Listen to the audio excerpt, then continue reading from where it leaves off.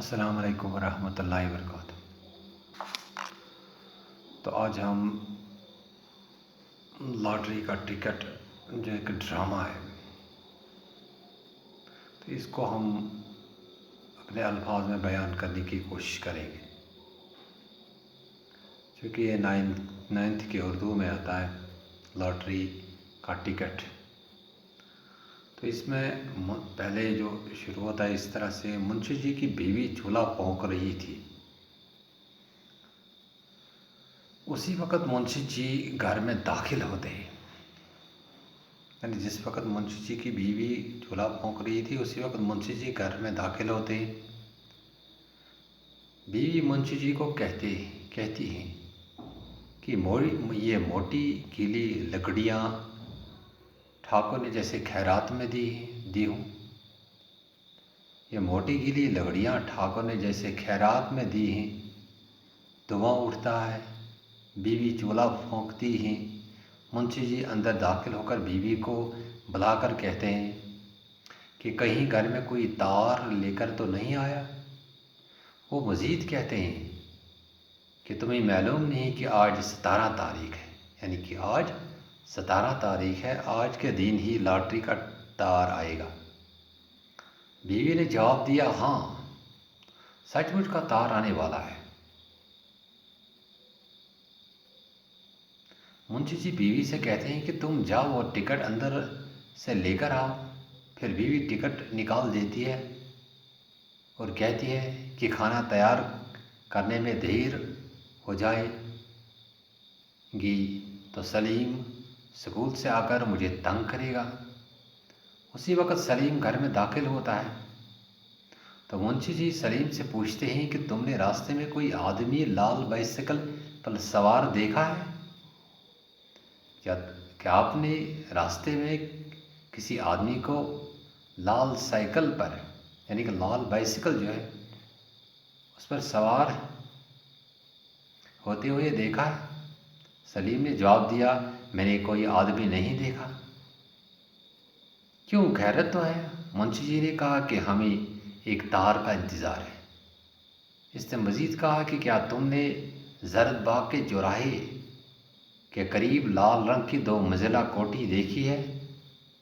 سلیم نے جواب دیا کہ ہاں، وہ کوٹھی تو بک رہی ہے اور اس کے 40,000 مانگے جا رہے ہیں، اور میرا خیال ہے کہ 35,000 تک دے دیں گے۔ منشی جی نے کہا، میں خریدنا چاہتا ہوں کوٹھی کو۔ بیوی نے جواب دیا کہ مجھے یہ شیخ چلیوں کی سی باتیں اچھی نہیں لگتی۔ بیوی نے منشی جی سے پوچھا کہ آپ کوٹھی خرید رہے ہیں تو پیسہ کہاں سے آئے گا؟ آپ کے پاس اتنے پیسے نہیں ہیں، تو پیسہ آپ کے پاس کہاں سے آئے گا؟ بیوی یہ کہہ کر اندر رسوئی میں چلی جاتی ہے۔ منشی جی بیوی سے کہتے ہیں کہ وہ اسے بھی مشورے میں شامل کرنا چاہتے ہیں۔ وہ اس سے کہتے ہیں کہ وہ بھی کوٹھی دیکھنے چلے۔ وہ جذباتی ہو کر کہتی ہے کہ 2-4 روز میں موٹر بھی آ جائے گی تو موٹر پر چل کر کوٹھی دیکھنے آنا۔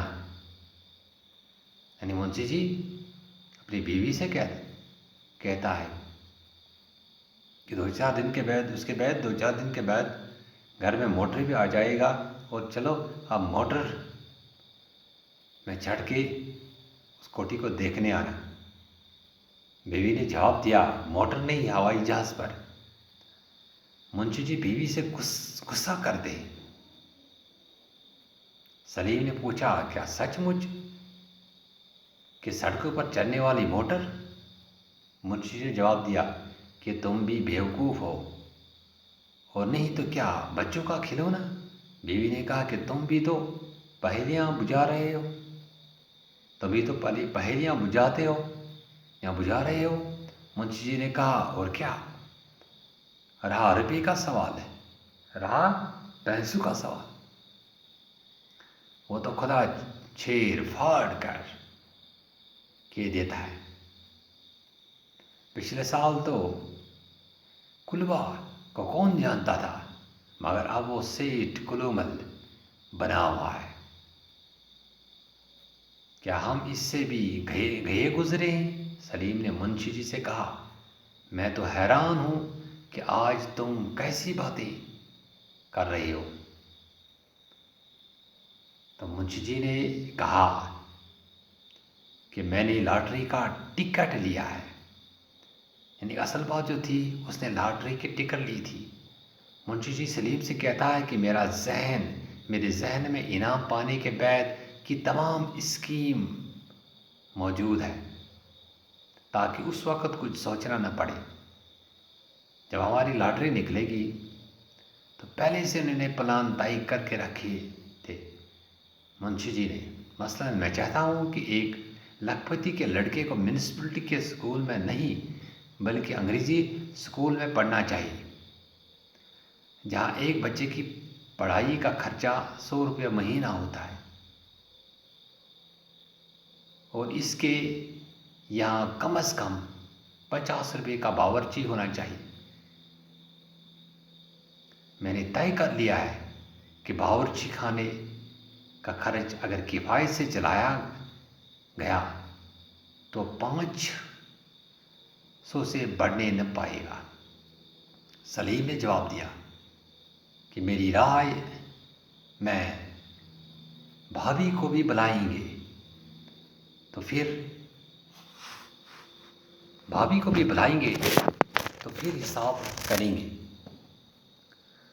तो बीवी मुंशी जी के सामने से गुजरती है। जिसकी बीवी थी वो मुंशी जी के सामने से गुजरती है, यानी अपने शौहर के सामने से गुजरती है, तो ये कहती है कि मैं ऐसी फजूल की बातों, यानी कि आप तो फजूल बातें कर रहे हो, कि मैं ऐसी फजूल की बातें सुनना नहीं चाहती हूँ। ये बातें हो रही थी कि दरवाज़े की कुंडी खड़खड़ाने की आवाज़ आती है और तार वाला बाहर से आवाज़ देता है, यानी कि बाहर से आदमी दरवाजे को खटखटा रहा है और आवाज़ देने लगा। मुंशी जी गिड़बड़ाकर अपनी बीवी से कहते हैं, तार सुनती हो तार? मुंशी जी अपनी बीवी से कहते कि सुनती हो तार? शायद बाहर से कोई आया है, तार देने वाला आया है। मियाँ सलीम तार दौड़कर बाहर जाता है और सलीम से कहता है कि ये सचमुच, कहते हैं कि मेरे हाथ कांप रहे। तो ये सचमुच तार है। तो मुझे सलीम जो कहता है कि ये सचमुच ये तार है। बीवी बेचैनी से इनाम की रकम जानना चाहती। अब इसकी बीवी जो है उसको भी शायद ये लगा कि तार वाला जो बाहर से आया है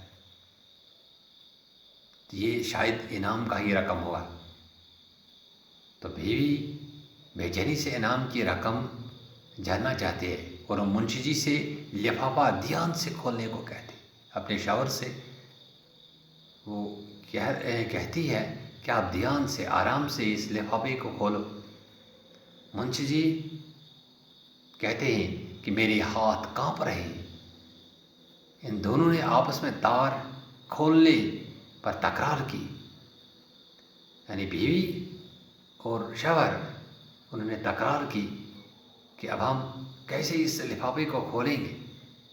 बिलाखिर तार सलीम को पढ़ने के लिए दी गई।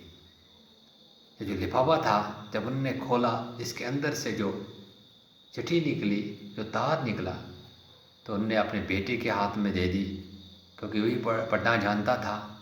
सलीम ने कहा, ये तार महमूद बाई की है। ये जो है ना, ये तार जो है, ये लेटर जो है, ये महमूद बाई की है।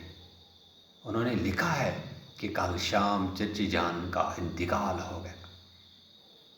कल शाम चची जान का, यानी कि चची थी, यानी चाची जान का इंतकाल हो गया। मुंशी जी ने सलीम से तार ज़रा गौर से पढ़ने के लिए कहा। मुंशी जी की बीवी रसू کہ مرنے پر رونے لگی، یعنی اس کی جو چچی تھی اس کا رضو نام تھا، اب وہ رونے لگی۔ منشی جی اپنے آپ سے باتیں کرتے ہوئے کہتے ہیں کہ میں اپنے دل کو اب کیسے سمجھاؤں، میں اپنے دل کو اب کیسے سمجھاؤں۔ اس کے ساتھ ہی وہ گش کھا کر زمین پر گر جاتا ہے۔ کون؟ منشی جی آ کر زمین پر گر جاتا ہے۔ جب وہ جو تار تھی اور اس کے رشتہ داروں کی تھی، کیونکہ ان کی جو اس کی بیوی کی جو چچی تھی وہ گزر چکی تھی، اس کا نام تھا رضو۔ تو تار جو تھی یہ محمود بھائی کی تار تھی۔ اس نے لکھا تھا اس تار میں کہ چچی جان کا انتقال ہو گیا، اور اس چچی جان کا نام تھا رضو۔ جو ہی منشی جی نے یہ خبر سنی تو وہ بے ہوش ہو گیا، وہ بے ہوش ہو گیا اور زمین پر گر پڑا۔ پہلے یہ خیالی پلاؤ پکاتا تھا، یہ سمجھتا تھا کہ شاید یہ جو میں نے ٹکٹ نکالی ہے اس سے میری پوری تقدیر بدل جائے گی، یا ٹکٹ جو نکالتا ہے یہ سبوں کی پھر ٹکٹ وہ انعام جو ہے وہ نکلتا ہے، ایسا ممکن نہیں ہے۔ شکریہ، تھینکس۔